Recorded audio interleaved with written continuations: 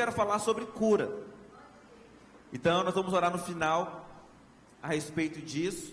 E se você está doente, você vai ser curado em nome de Jesus. Mas eu queria ler o testemunho de um irmão da igreja. Ele me enviou essa semana. E eu quero ler para aumentar a sua fé também. Amém? Pastor, eu quis muito fazer esse texto aqui para o Senhor. E vai de encontro à palavra profética que estamos recebendo do Senhor. Há mais de um ano atrás sofremos um acidente, capotamos o nosso carro. Como muitos já ouviram por nós, o milagre começou no próprio dia do acidente, pois mesmo capotando o carro com toda a minha família, saímos ilesos, para a honra e glória do Senhor Jesus, pois Ele foi misericordioso conosco. Passado isso, gastei muito para restaurar o carro e acabei tendo que vender, por mais de um ano sem carro com os meus filhos e em mais vulnerabilidade em cima da moto. Mas mesmo assim não perdi a esperança e fui edificado com muitas palavras e os jejuns que fizemos. Em todos eles oramos e jejuamos pelo nosso casamento e pelo nosso carro. E o nosso Senhor fez muito melhor.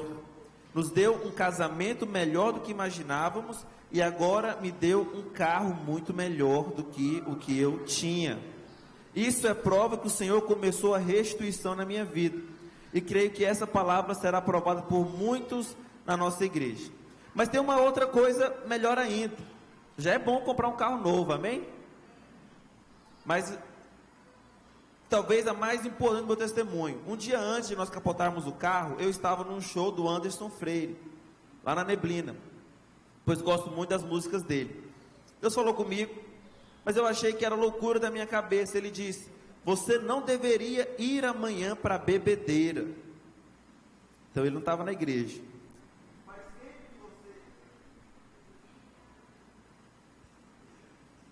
Oi.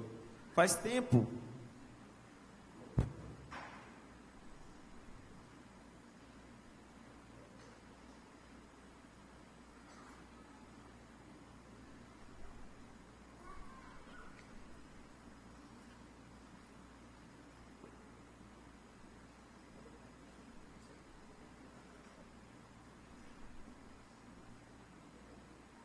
Oi, som.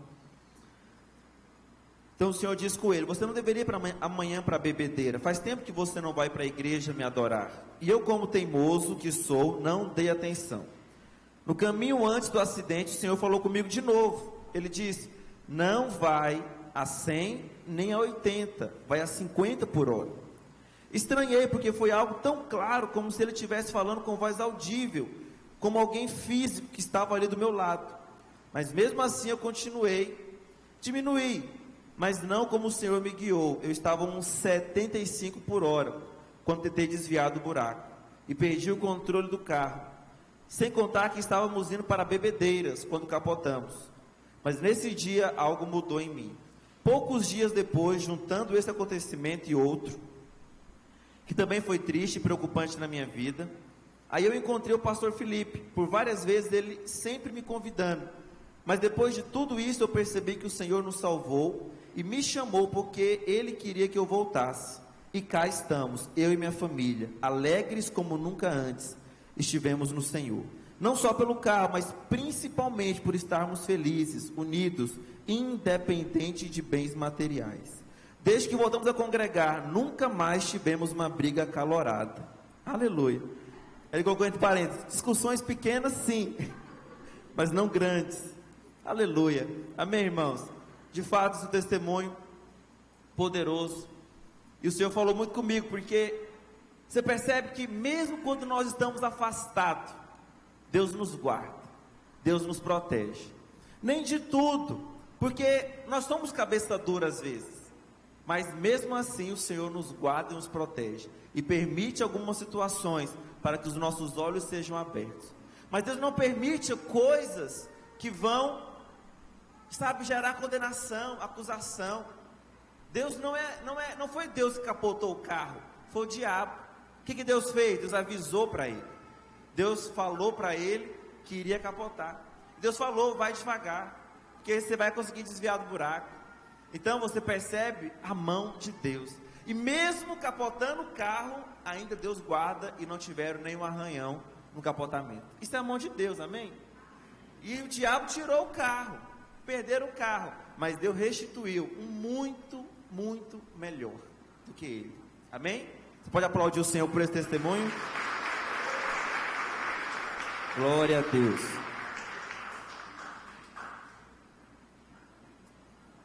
Gostaria que você abrisse sua Bíblia, Isaías 53, verso 4. Mas antes de você ler esse texto, nós falamos semana passada sobre herança. Quem estava aqui domingo passado? Diga amém. Quem não estava aqui? Diga misericórdia. Eita, rodízio muito grande, né? Porque tinha a mesma quantidade de pessoas, mas um vem domingo sim, um domingo não. O que você faz domingo que você não vem para a igreja? Você está viajando, está perdoado, mas se estiver em casa, assistindo Faustão, aí não, irmãos, pelo amor de Deus. Domingo é dia de vir para a igreja, amém? Fala para o seu vizinho, domingo é dia de vir para a igreja. Nós falamos semana passada, se você não veio, eu recomendo que você ouça a palavra no YouTube. Nós falamos sobre as nossas heranças e sobre tomar posse delas, porque Deus já deu a herança. Agora nós tomamos posse. Onde pisar a planta dos vossos pés, tomará por herança. Você é herdeiro do Senhor, co-herdeiro com Cristo. Por isso, nós precisamos entender que Deus já liberou promessas para nossas vidas. E uma delas, eu até comentei, foi a respeito da cura, da saúde. Deus, Ele tem cura, saúde para cada um de nós. Alguém recebe aqui? Amém. Então, tem saúde para você. Doença não é de Deus. Doença, ela vem do inferno. Doença, ela não vem do céu. Por isso que o Senhor levou na cruz as nossas enfermidades, as nossas dores. A minha oração é para que enquanto você escuta a mensagem hoje, seu coração receba fé, para que você, possa receber essa herança, receber essa promessa da cura de Deus sobre a sua vida. Porque uma vez que você não tem fé para pedir, para buscar ao Senhor, você não recebe essa bênção, você não recebe essa cura. Mas por que muitos não têm fé para isso? Porque muitos acreditam, infelizmente, que foi Jesus quem colocou a doença, foi o Senhor quem colocou a doença. E quando você acha que foi Deus que colocou a doença, para quem você vai clamar? Entende? Quando você sabe que é o diabo que coloca, você vai para Deus. Senhor, o diabo está se levantando, está amarrado, né? Está repreendido. Sangue de Jesus tem poder. Então você tem a quem clamar. Mas quando você acha que o próprio Deus colocou a doença, você vai clamar para o diabo? Você vai clamar para quem? Entende? Então você precisa entender que não é o Senhor que está castigando você. Amém, irmãos? Por que eu estou falando isso? Diversas vezes eu já ouvi relatos de irmãos crentes, aonde ele ficou doente, e o pastor, que é o homem de Deus, para falar na vida dele, em vez de trazer consolo para ele, ele traz condenação. E ele pergunta: ô irmão, confessa logo, o que você fez de errado para Deus colocar essa doença em você? Teve um irmão que caminha conosco, que o filho dele adoeceu, eu não sei qual que foi a doença, não me lembro mais, mas ficou assim por várias semanas. E eles iam no médico, eles oravam, eles jejuaram, eles buscaram, ali os remédios para tomar, mas nada de passar. E aí, ele aflito, coração pesado, ele foi falar com o pastor, e o pastor falou: olha, Deus está pesando a mão sobre a sua família, porque tem alguma coisa em oculto na sua vida. Isso ele que me contou. Agora você imagina o pai, que vê o filho dele doente, por culpa dele, porque ele pensou: realmente eu não sou uma pessoa muito boa, eu não sou tão perfeito, mas por que Deus castigou meu filho, e não eu? Então ele me contou, esse irmão, que ele começou a ter raiva de Deus. Que Deus é esse? Por que não me castigou? Por que castigou meu filho? Você percebe como a religião causa uma mente pervertida a respeito de Deus? Você percebe como a religiosidade, o legalismo, ele afasta as pessoas de Deus e não aproxima elas de Deus. Quem quer servir a um Deus que coloca doença nos outros? Não, se eu for moralmente correto, se eu for fiel, aí eu não vou ter doença. Mas se eu tropeçar, eu estou sujeito sim, pastor, porque existe uma brecha. Não tem a famosa brecha? Aonde está a brecha, irmão? Para vir essa doença, esse câncer, esse problema. Cadê a brecha? Então, quero te falar algo que da parte de Deus, o Senhor Jesus fechou todas as brechas na sua vida. Amém? Porque se você for depender de brecha na sua vida, nós estamos lascados, irmão. Vamos ser honestos. Seja honesto. Você pode ser bonitinho por fora, você pode ser moralmente correto, isso é muito bom. Crente tem que ter testemunho, amém? Mas nós sabemos das nossas limitações. Às vezes um pensamento errado, uma motivação egoísta. Às vezes quando alguém pisa no seu pé, você tem raiva. Então, não adianta tentar transparecer algo que nós não somos. E se você for depender de brecha, acabou. Todo dia vai ter uma doença na sua vida. Todo dia. Mas a Bíblia diz que o Senhor morreu na cruz não para colocar doença, mas para tirar a doença. Amém? Quem recebe cura aqui hoje? A Bíblia fala assim, no verso 4. Certamente, Isaías 53, verso 4. Certamente, você vê que ele começa para não gerar dúvida. Estou olhando para cá agora, esperando ter, né, o retorno. Não tem. Agora é aqui. Certamente, para não ter dúvida. Porque muitos não acreditam nessa verdade. Certamente, ele tomou sobre si as nossas enfermidades e as nossas dores levou sobre si. E nós o reputávamos por aflito, ferido de Deus e oprimido. Mas ele foi traspassado pelas nossas transgressões e moído pelas nossas iniquidades. O castigo que nos traz a paz estava sobre ele, e pelas suas pisaduras fomos sarados. Fala assim comigo: pelas suas pisaduras eu fui sarado. Feche seus olhos, fala mais forte: pelas suas pisaduras eu fui sarado. Você foi sarado não por aquilo que você faz ao Senhor, mas por uma obra, pela obra do Senhor. E a Bíblia é muito clara em falar que ele levou na cruz, certamente, não tenha dúvida, os seus pecados e as suas doenças foram cravadas na cruz do Calvário, com o Senhor Jesus. Agora, algumas pessoas, algumas igrejas mais tradicionais, elas acreditam que essas enfermidades, elas não são físicas, mas são apenas enfermidades da alma, né? A depressão, a ansiedade, a crise de pânico, né? A insônia. Mas é um pensamento muito terrível. Primeiro que a Bíblia não fala, a Bíblia fala enfermidades, e ela não fala que foram apenas enfermidades da alma, da mente, psicossomáticas. Fala enfermidade. Eu creio que a obra do Senhor é tão completa, que foi as enfermidades de dentro, interiores, mas também as interiores. Alguém mais acredita nisso? A obra do Senhor foi completa,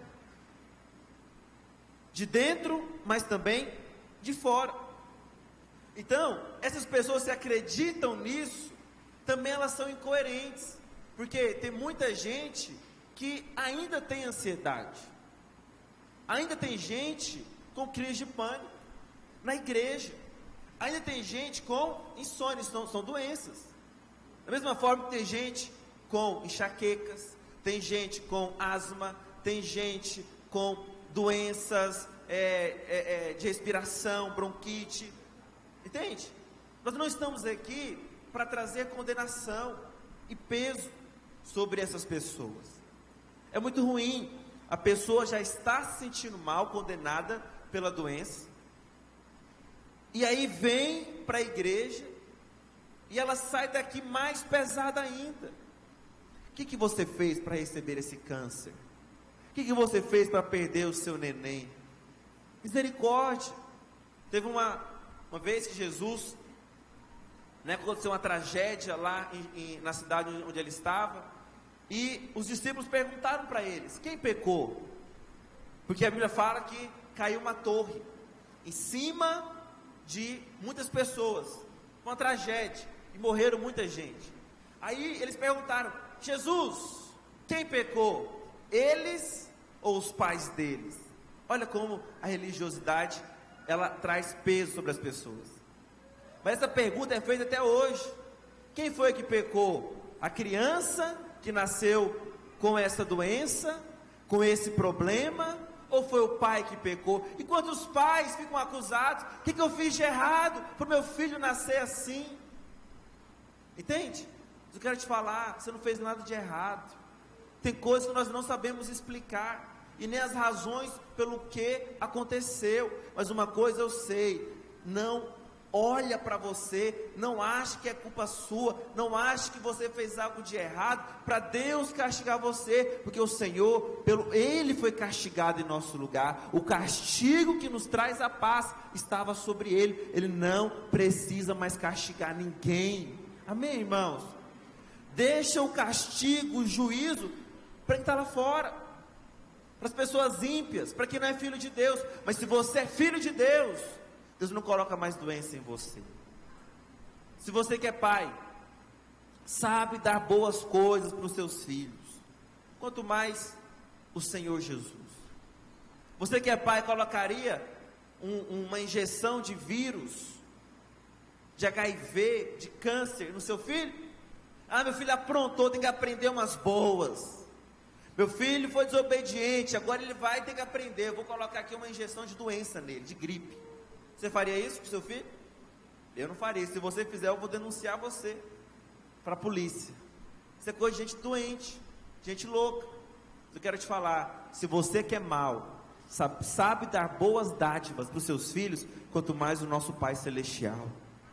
Quando você que é pai, por isso que eu acho que todo mundo tem que ser pai um dia, pai e mãe, porque você começa a entender mais ainda o amor de Deus sobre a sua vida, porque você começa a amar o seu filho de maneira incondicional, e quando você vê o seu filho doente, você não fica acusando mais ele, você ama e quer a solução para aquilo.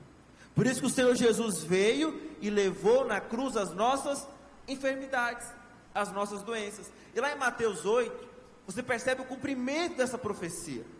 Lá em Mateus 8, se você não sabe o contexto, Mateus 5, 6 e 7 são os capítulos que o Senhor está falando o sermão da montanha, que é um ensino poderoso, profundo. Ele fala lá, sobre as bem-aventuranças. Ele fala: se alguém bater na sua face, vira a outra face. Ele fala que Moisés disse: não adulterarás, mas eu te digo, se você olhar para uma mulher com intenção impura, você já adulterou. Moisés falou: não matarás, mas se você simplesmente chamar o seu irmão de tolo, xingar o seu irmão, você já matou. Ele eleva, ele mostra o padrão da lei. Por quê? Porque para os fariseus, eles confiavam que eles estavam cumprindo a lei, mas eles não estavam cumprindo a lei.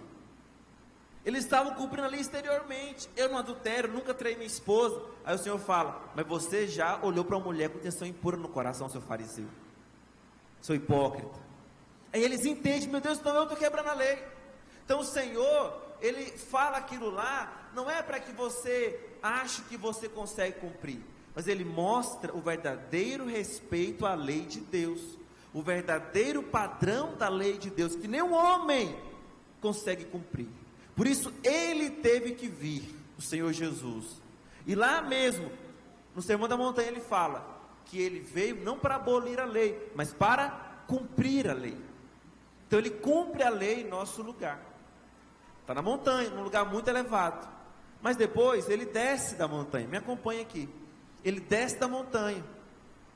Puder colocar mais retorno para mim, por gentileza? Isso aqui está longe. Ele desce da montanha, e aí, quando ele chega lá embaixo, ele encontra uma pessoa doente. E essa doença era lepra. Hoje, hanseníase, né, que chama. E naquela época, a doença, irmãos, da lepra, ela era, até hoje, né, ela pode ser contagiosa. Só que naquela época não havia os remédios que se tem hoje, né, para as pessoas tomar e não contagiar os outros.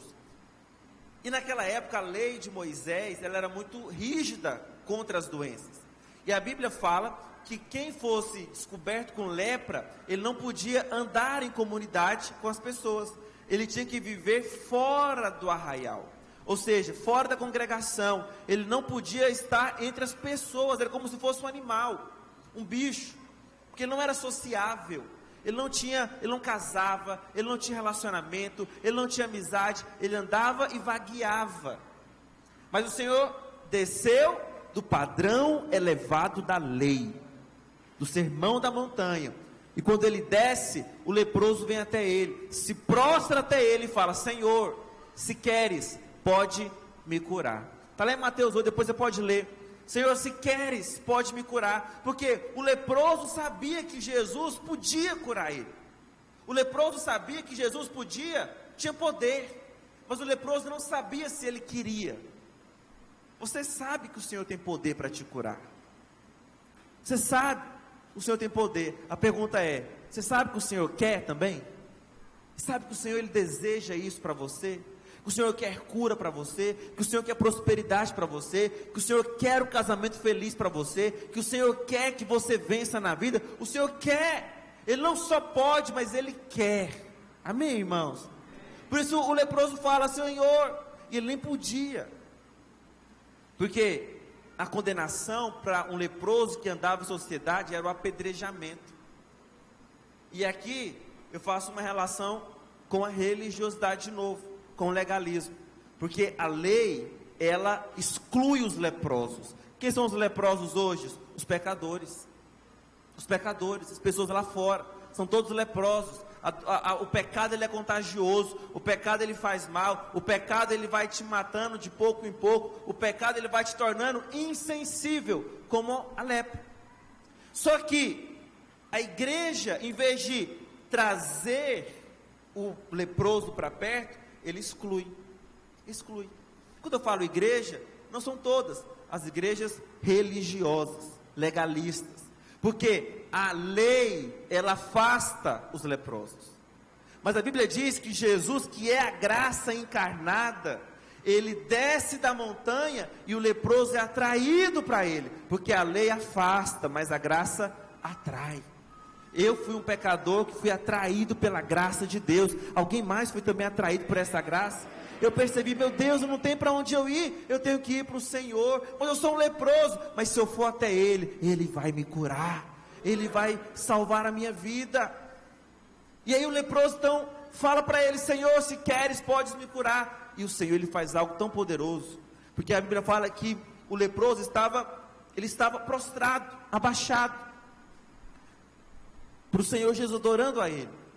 E o Senhor Jesus, Ele então se abaixa, toca no rosto do leproso e fala: eu quero, seja curado. Eu não só posso, mas eu também quero. Mas em vez dele parar ali, ele toca. E eu acho que nessa hora os discípulos escandalizam: você tocou no leproso, você vai pegar a doença do leproso.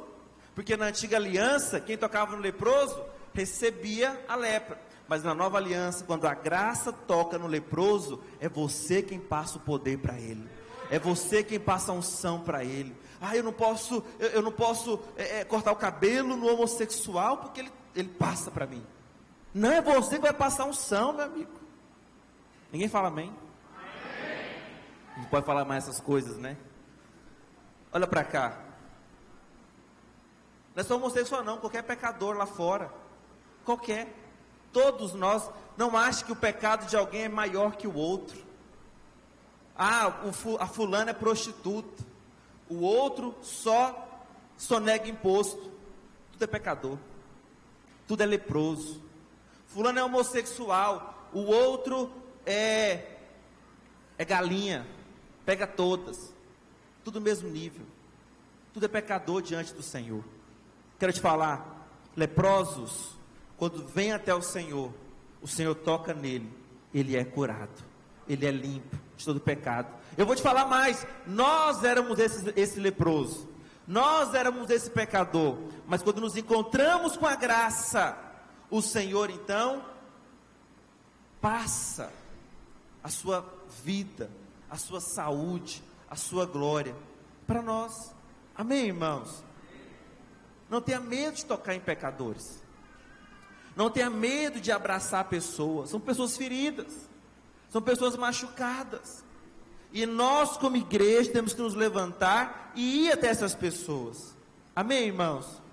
E lá em Mateus 8, verso 16, Mateus 8, 16, a Bíblia fala assim: chegada a tarde, trouxeram-lhe muitos endemoniados, porque tem muita doença que são espíritos malignos, e ele meramente com a palavra expeliu os espíritos e curou todos que estavam doentes, para que se cumprisse o que fora dito por intermédio do profeta Isaías.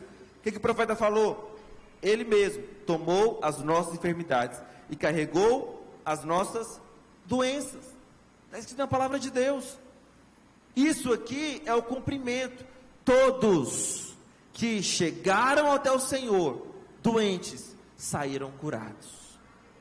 Todos, até os mortos, 4 dias no túmulo, quando Jesus foi lá e falou: Lázaro, vem para fora, teve que obedecer. Alguns falam, e eu acredito nisso, que Jesus teve que falar Lázaro, porque se ele apenas falasse vem para fora, todos ali iriam ressuscitar. Tamanho é o poder do nosso Senhor Jesus.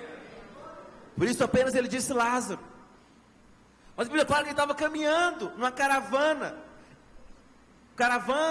da alegria, digamos assim, eram seus discípulos, mas ele encontrou a caravana da morte, da tristeza. Era um povo indo enterrar o filho. Irmãos, enterrar os pais já é difícil, mas um pai, uma mãe enterrar o filho, é uma dor que eu não consigo imaginar, é terrível. A mãe estava indo enterrar o filho, mas ela encontrou com a caravana da vida, da alegria, o Senhor Jesus. Ela não estava esperando, ela não foi em algum lugar clamando, mas quando ela encontrou com o Senhor Jesus, a Bíblia fala que aquela criança foi ressuscitada pelo poder de Deus. Tem coisas que você acha que não tem solução, não tem mais cura, mas vai chegar o momento da cura, vai chegar o momento da restituição da sua saúde, em nome de Jesus. Foram todos. Eu gosto muito daquela série The Chosen. Alguém já assistiu The Chosen aqui? Muito boa. Teve um negócio que eu não gostei, acho que foi na última temporada, que é quando a corte lá, a namorada, né, Ramá, de Tomé, ela morre, e Jesus não ressuscita ela, e Tomé fica pedindo, ressuscita ela. Aí eles fazem alguma coisa poética lá, não ressuscitou. Isso tudo bem, não está na Bíblia, é só uma licença poética, mas se fosse acompanhar o que está na Bíblia mesmo, tinha ressuscitado, porque não tem nenhum relato de um doente que chegou até Jesus e não foi curado, de um morto que não foi ressuscitado, porque se vai até o Senhor, Ele traz cura, Ele traz renovo, Ele traz restituição, e até ressuscita os mortos. Amém, irmãos? Por isso creia nisso, todos, até hoje, o ministério de Jesus continua, não parou lá. Algumas igrejas, elas estão cessacionistas. O que é isso? São igrejas que acham que cessou, os dons cessaram, não tem mais oração em línguas, não tem mais cura, não tem mais milagre, não tem mais dom de fé, não tem mais profecia. Eles acham que é só nos evangelhos, é só em Atos, não tem mais para hoje. Irmãos, eu fico com pena dessas pessoas, porque não estão desfrutando do melhor de Deus. Os dons carismáticos são para nós hoje, e a verdade da palavra de Deus é para nós hoje. Você recebe cura hoje, você recebe restituição hoje. Amém, irmãos? Lá em 1 Pedro, capítulo 2, verso 24, o apóstolo também ele fala sobre esse texto. Mas ele fala algo poderoso, ele diz: carregando ele mesmo seu corpo sobre o madeiro, os nossos pecados. Então, eu sei que a gente faz essa tricotomia, né, no cursão, ensinando sobre corpo, alma e espírito, mas é tudo um só. Nós dividimos a fins didáticos, para você aprender. Quem não fez cursão, faça, é muito poderoso. Você vai ter experiências maravilhosas com o Senhor, e vai aprender a palavra de Deus. Mas a Bíblia fala que Ele levou sobre o seu corpo as nossas doenças, porque o seu espírito não pode ficar doente. Mas, uma vez que o seu corpo, sua alma, ela adoece, afeta tudo. Afeta tudo. E ele diz: para que nós, mortos para o pecado, vivamos para a justiça, por suas chagas fostes sarados. É uma citação de Isaías 53. Por suas feridas fomos sarados. Ele levou sobre si as nossas doenças. Ele tomou sobre si as nossas enfermidades, da mesma forma que Ele tomou sobre si os nossos pecados. Aí você fala: pastor, eu estou vendo a doença na minha vida, eu estou vendo a enfermidade, como que Ele levou na cruz? Da mesma forma que Ele levou o pecado. Ele levou o pecado de cada um de nós aqui, sim ou não, amém? Ele levou. Mas vamos ser honestos, você continua pecando? Peca que eu sei. Todos nós falhamos, mas esse pecado não será mais julgado diante do Senhor, porque já foi julgado lá na cruz do Calvário. Por isso que em Hebreus capítulo 8, em Hebreus capítulo 13 diz: dos seus pecados jamais me lembrarei. Os pecados foram apagados, amém, irmãos? Mas ainda lutamos contra o pecado. Por quê? Porque o nosso corpo, ele é caído. A nossa natureza adâmica, que vem lá de Adão, é caída. Vivemos num mundo onde não é Deus quem governa, é o diabo. A Bíblia diz que o mundo jaz no maligno. O ar é poluído, entende? A comida que nós comemos não é boa, a água que nós bebemos não é boa. Tudo isso entra no nosso organismo e causa doenças. Mas estou aqui para liberar uma palavra sobre a sua vida. Mesmo que os seus pés estão em contato com esse mundo, você vive uma realidade espiritual superior. Você está nesse mundo, mas a Bíblia diz que nós também estamos assentados com Cristo nas regiões celestiais. E mesmo que um dia a enfermidade encontre você, você sabe que tem cura disponível para você. Muito pode falar: pastor, mas é aquele crente que morreu crendo, no leito de hospital, ele cria, ele clamava, ele orava, mas ele ainda assim morreu. Deus que levou ele. Eu quero convidar você a mudar a sua perspectiva a respeito disso. Não ache que as pessoas que não são curadas é porque faltou fé, porque até isso traz condenação. Ele não foi curado porque faltou fé. Não, nunca tenha palavras de condenação na sua boca, amém, irmãos? Nunca tenha palavras de acusação contra ninguém. Que a sua boca venha a ser cheia de palavras de consolo, de abraços, amém, queridos? Então, essas pessoas que morreram por causa de doença, eu vou te falar algo: elas estão num lugar agora completamente curadas. Agora é que elas estão vivendo a sua vida de verdade. Agora é que não tem mais doença, não tem mais câncer, não tem mais bronquite, asma, não tem mais enxaqueca. Aonde eles estão lá, não tem mais dor, porque a Bíblia fala que dos nossos olhos Ele enxuga toda lágrima. Então quem falou que ele não foi curado, agora que ele foi curado de verdade, está melhor do que nós e muito, porque lá não haverá choro, não haverá doença, não haverá envelhecimento, dor nas costas, cegueira, não haverá doenças, não haverá, como diz aquela canção, né? Não vou cantar porque não vou me arriscar, vão fazer meme de mim. Não haverá mais noite ali, não haverá mais noite ali. Verei nos olhos de Jesus e tocarei seu corpo, enfim. Essa é a maior cura. Tem coisas que nós não entendemos. É como um bebê na barriga da sua mãe. Talvez imagine comigo essa elucubração. Imagina que ele está lá, são gêmeos, dois na barriga da mãe, e eles começam a conversar. Para que nós estamos aqui? Qual que é o sentido disso? Para que essas mãos? Para que esses olhos? A gente não usa nada, não faz sentido nada aqui, tudo escuro. Mas o outro, ele está crendo. Não, eu sei que um dia tudo vai fazer sentido. E depois de 9 meses, eles nascem.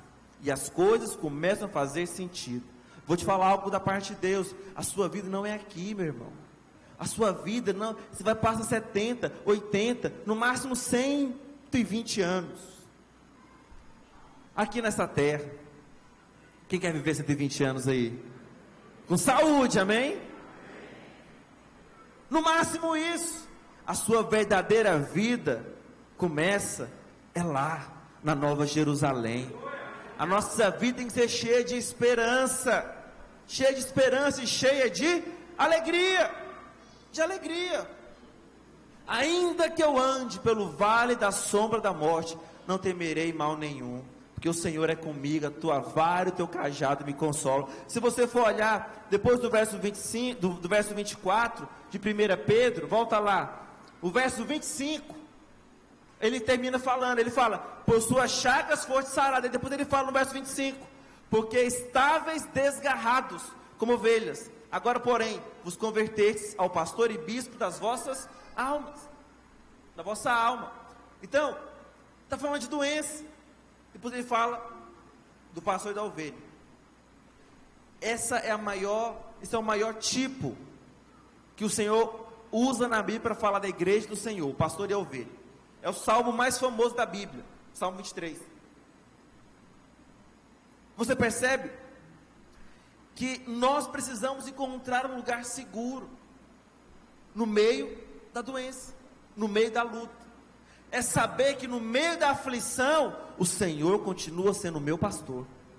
É saber que no meio da luta, Ele continua sendo o meu pastor. É como se você estivesse num lugar seguro, num casulo de paz. Saber que mesmo batendo o carro, mesmo tendo a doença, você está protegido pelo seu pastor. Ainda que eu ande no vale da sombra da morte, não temerei mal nenhum. Doença é um vale, sim ou não? É. Mas ainda que você ande pela doença, você não vai ter medo. Mas a promessa superior é que você nem vai passar por essa doença, que você vai viver uma vida saudável, em nome de Jesus. O problema é que quando você passa pelo vale da sombra da morte, esquece que tem um pastor. Ovelha, ela não é um animal muito inteligente, e eu louvo a Deus por isso, porque eu sou ovelha. Quem mais aqui é ovelha do Senhor Jesus? A ovelha é completamente dependente do Senhor, do seu pastor. Por isso que o cajado de um pastor, ele tem como se fosse um anzol na sua, lá na ponta dele, é para puxar a ovelha. A ovelha, ela precisa do pastor para tosquiar a sua lã. Ela precisa que o pastor cuide ali dos pastos, para que ela coma. Ela não é um animal carnívoro, ela não consegue nem comer sozinha, ela precisa do pastor. Assim também somos nós. Nós somos essa ovelha que depende do cuidado do pastor. Amém? Então, queridos, mesmo no meio do vale, alegre o seu coração no Senhor. Que lá em Provérbios 17, 22, eu vou te receitar um bom remédio hoje. Quem quer ir receber esse remédio? Você vai no médico, louva a Deus pelos médicos, porque eles estão lutando contra aquilo que Deus odeia, que é a doença. Todo médico, ele luta por algo que o Senhor morreu e pagou o preço. Louva a Deus pela vida deles. Você vai no médico, o médico te receita um remédio, às vezes até caro, você não consegue pagar, tem que tomar de 8 em 8 horas, e você obedece. Mas a Bíblia fala de um remédio que nós temos que tomar e muitos de nós não tomamos, para ter saúde para o nosso corpo, que fala o seguinte: o coração alegre é bom remédio. Não é qualquer remédio e nem é químico, amém? É um bom remédio. Coração alegre, coração alegre é bom remédio. Muitas doenças são causadas por causa de tristeza, porque a Bíblia diz que a tristeza do mundo, ela gera morte, mas o coração alegre, ele é um bom remédio. Hoje eu quero te receitar alegria para a sua vida, alegria, sorrindo. Dá um sorriso para o irmão do seu lado aí, bem alegre para ele, mostra seus dentes para ele. Olha aí, nem isso você faz. Como é que você vai ser? Ah, pastor, eu sou alegre, eu estou muito alegre, eu estou irradiante de alegria, ha, ha, ha, ha, ha. Ah, pastor, eu sou alegre, mas eu não sorrio. Não, isso não existe. E Provérbios também fala que o coração alegre aformoseia o rosto. Ser alegre envolve sorrir, sim, amém? Ter leveza no coração, isso vai trazer saúde para o seu corpo. Quando você é alegre, você espanta a doença. E quando você é alegre, eu vou te falar algo, não é simplesmente porque as coisas estão acontecendo na sua vida, porque nem tudo acontece como nós queremos, isso não é verdade? Se você só for alegre, quando tudo for bem na sua vida, vai ter problema muito sério. O apóstolo Paulo escreveu Filipenses dentro de uma cadeia, de uma prisão, e eu vou te falar, prisão é algo complicado. E aí, se você for olhar, Filipenses é a carta mais alegre da Bíblia, é a carta que mais fala de esperança, é a carta que mais fala de gratidão, e a carta que mais fala de alegria. Filipenses 4,4 diz: regozijai-vos no Senhor, alegrai-vos no Senhor, outra vez vos digo, alegrai-vos, alegrai-vos. Mas ele escreveu aonde? Dentro da cadeia. Você consegue se alegrar dentro da cadeia? Você consegue se alegrar dentro de um leito de hospital? Você consegue se alegrar com aquelas bolsas penduradas? Esqueci o nome. Colostomia, outros nomes aí. Sabe o que eu estou falando? Mas você consegue se alegrar no vale da sombra da morte? Coração alegre é bom remédio. Eu quero te convidar a tomar boas doses de alegria no seu dia a dia, para que você tenha remédio no seu corpo, porque o contrário também é verdade. Volta lá para Provérbios 17, 22, o espírito abatido faz secar os ossos. O espírito abatido faz secar os ossos. Tristeza, a única tristeza que é boa é a tristeza que vem de Deus. Quando eu prego algo aqui, às vezes você não gostou, sentiu, ficou triste com o pastor, mas depois você vai para casa e fala, era de Deus, aquilo era de Deus. Essa tristeza produziu arrependimento, mudança de ideia, mudança de pensamento, metanoia. Isso é tristeza que vem de Deus. O resto, toda tristeza, ela gera morte. Pastor, eu perdi um ente querido, eu não posso ficar triste? Claro que pode. Tem que ficar triste nesse momento, mas você não pode deixar a tristeza consumir o seu coração. Você não pode ficar de luto anos e anos na sua vida. Uma hora você precisa parar e não ficar preso àquilo. Às vezes eu estou falando isso para alguém aqui hoje. Você precisa entender que a tristeza, ela é passageira. Nunca houve noite. Felipe não gosta da canção, né? O nascer do sol e a esperança, quem sabe, que possa impedir as mãos de Jesus para me ajudar. Dentro de mim, descendo o rio para me dar. Eu não posso cantar aqui, a voz é feia. Aleluia, olha para cá. Mas não há problema que possa impedir o nascer do sol. Não há noite tão escura que vai impedir o amanhecer. Por isso a Bíblia diz, o choro pode durar uma noite, mas a alegria, ela vem pela manhã. Amém? Então você vai ficar triste, tudo bem, eu fico triste, às vezes tem coisas que acontecem comigo que eu não gosto, tem situações que eu acho chato, acho ruim, mas eu preciso parar e me alegrar no Senhor, me lembrar do bom remédio, porque se eu ficar abatido, eu vou secar os meus ossos. Tem doenças que são causadas porque secam os ossos, osteoporose. Envelhecimento é causado por quê? Porque os seus ossos estão secando. Às vezes a preocupação é tão grande, está tão ansioso, que os ossos estão secando. Sabe que dentro dos nossos ossos é onde fica a medula óssea, que é de lá que saem os glóbulos brancos, os glóbulos vermelhos, que protege. Quando aquilo para de funcionar de maneira correta, causa até a leucemia, que é o câncer no sangue. Eu quero convidar você, meu querido, a manter os seus ossos muito úmidos, molhados, cheio de alegria, cheio de sangue, cheio de vida, mas para isso tem que ter alegria no seu coração. Lá em Deuteronômio capítulo 34, quando a Bíblia fala a respeito de Moisés, depois que ele havia morrido, 34 verso 7, fala que Moisés tinha 120 anos, 120 anos, já era uma idade bem avançada. Alguém aqui tem 120 anos? Ninguém.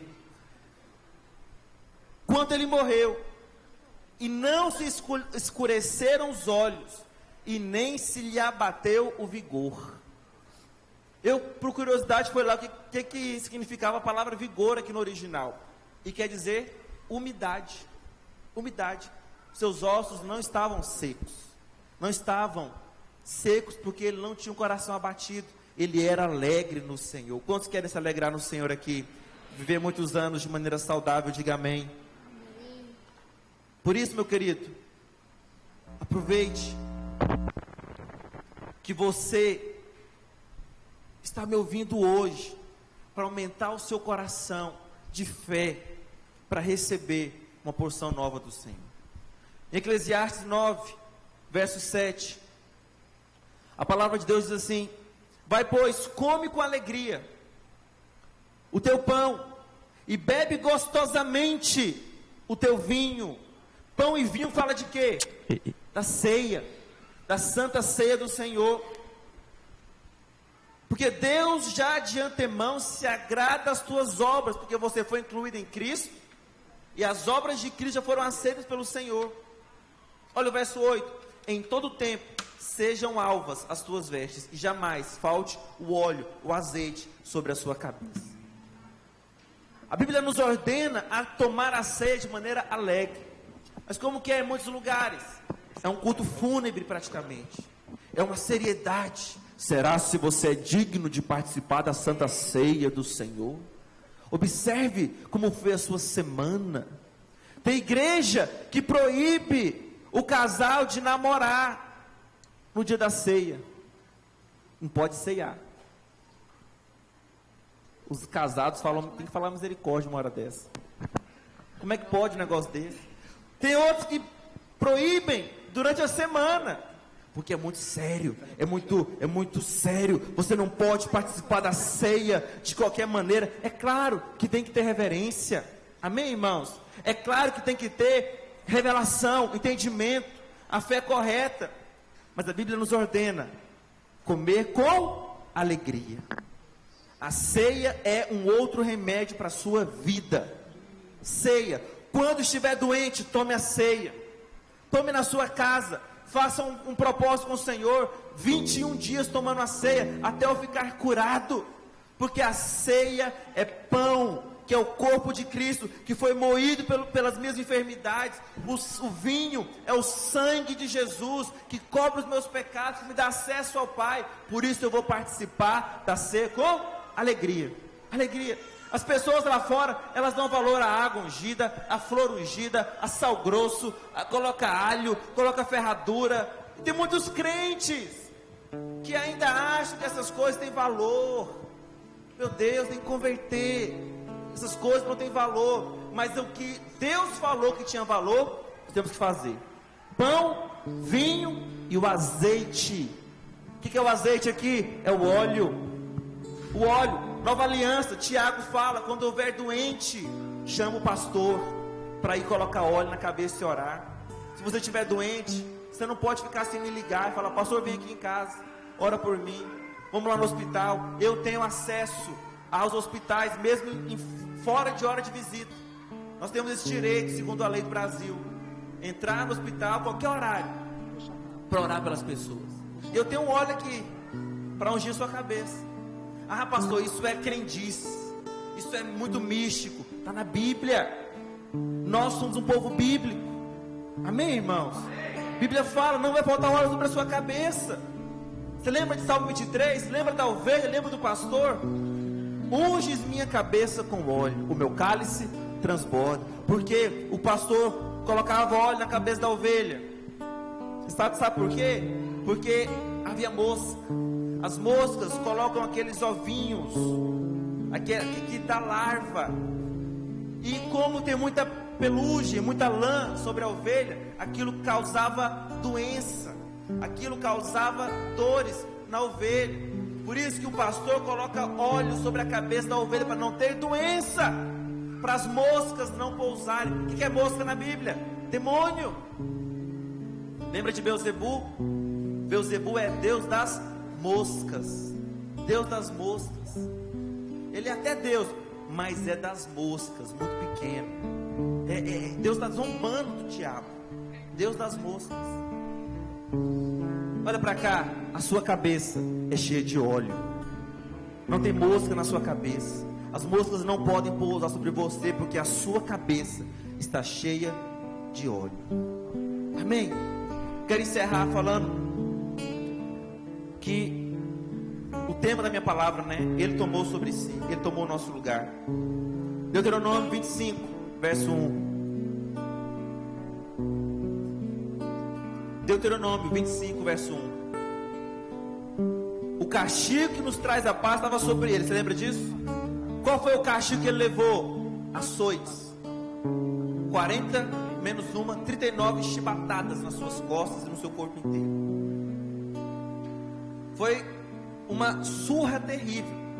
Pôncio Pilatos meio que gostou de Jesus, porque ele falou assim: você não fez nada de errado.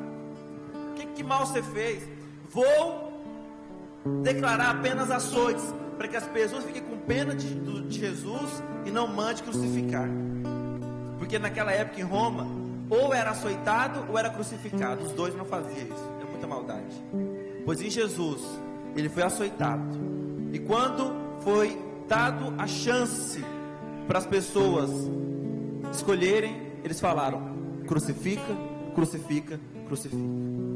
Ele tomou o nosso lugar. Nós éramos os Barrabás, mas ele tomou o nosso lugar. E aqui diz: essa era a lei de Moisés: havendo contenda entre alguns e vierem a juízo, os juízes julgarão. Quem é nosso juiz? Deus Pai, justificando o justo e condenando o culpado.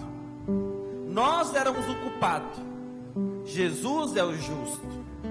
Mas na cruz, ele trocou de lugar. Na cruz, ele entrou no lugar do pecador, do culpado.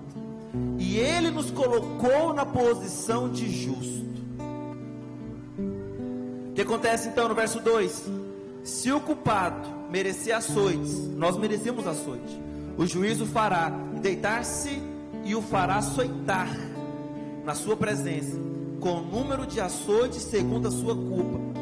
40 açoites se lhe fará dar, não mais, era o máximo, 40, para que porventura se lhe fizer dar mais do que este teu irmão, não fique avitado aos teus olhos. Qual que era o máximo de chicotadas? 40. O Senhor levou 39, porque nenhum judeu permitia 40, porque eles tinham medo de errar as contas e então amaldiçoar eles mesmos. Então o máximo que eles faziam é 39. Eu quero te falar: o Senhor Jesus levou o máximo da pena em nosso lugar.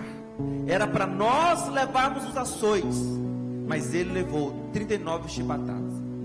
E não ache que era um chicotezinho qualquer. Em cada ponta havia 7 linhas. Em cada linha haviam ossos. Aleluia. Para você que estava dormindo, acordar. Muito obrigado. Olha para cá. Vamos essa porta aí. Amém? Olha para cá. Você acordou agora. Onde que eu estava? Ele levou 39 chibatadas. Nos chicotes haviam, em cada chicote haviam 7 linhas. E em cada linha vários ossos bem afiados. Então aqueles chicotes estraçalharam o corpo de Jesus. Por isso ficou na carne viva. Ele não conseguiu carregar a cruz. Teve que o Simão, que aponta para o Espírito Santo, ajudar a carregar. Por que ele fez isso? Porque ele tomou o nosso lugar. Ele tomou sobre si a nossa culpa. Nós éramos o culpado, mas ele foi quem carregou. Se você for olhar a palavra enfermidade que ele levou, no original é coli. Essa palavra coli, ela é derivada da palavra calá. Toda palavra ela tem uma palavra raiz, uma palavra da qual ela é derivada. Até no português tem isso. E a palavra calá quer dizer, colio é enfermidades, doenças, e a palavra calá é tirar as forças. Pode perceber que toda vez que você está ansioso, seu coração fica palpitando muito rápido, dá um frio na barriga, em você, fica com a mente preocupada, e isso drena suas forças, não é verdade? Quando você fica com insônia, o outro dia é terrível, porque a doença ela tira a sua força, a doença ela tira a sua produtividade, seu dia é pesado, seu dia é cansativo, porque a doença, tanto física como emocional, ela arranca as nossas forças. Mas também diz, pelas suas pisaduras nós fomos sarados. Sarados. A palavra aqui, sarados, curados, é Rafá. Por isso que ele é o Jeová Rafá, o Deus que sara, o Deus que cura. Jeová Rafá. Jeová, a palavra curado, substantivo, ela é Rafa. E o verbo curar, ela é Rafá. Mas essa palavra Rafá e Rafa, por isso que Rafael é Deus que cura. Tem algum Rafael no nosso meio aqui? Tem um Rafael. El, Deus, Rafa, cura. Deus que cura. Todo nome termina com El, Miguel, Samuel, Rafael, Daniel. Tem alguma coisa com Deus. Deixa a gente falar. A palavra Rafá, o original dela, quer dizer relaxar, deixar ir. Qual que é o nosso maior desafio na doença? É relaxar.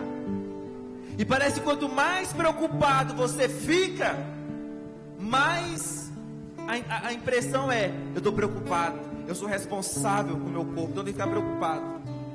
O mundo quer nos ensinar a ficar preocupado, a ficar ansioso, a ficar angustiado. Tem coisas que você não pode fazer nada. Aquilo que não tem solução já está resolvido. Então qual que é o caminho para nós como igreja, para receber a cura? Relaxar. Relaxar. Eu sei que é difícil. Eu sei que no dia que o pânico, a tremedeira vem, o dia que você fica angustiado, o dia que a insônia vem, relaxar é o maior desafio. Mas Deus não faz as coisas à toa. O original da palavra de cura é relaxar. Relaxar. Por isso que lá em Salmos, você pode ficar de pé, já abra a sua Bíblia. Salmos 46, verso 10.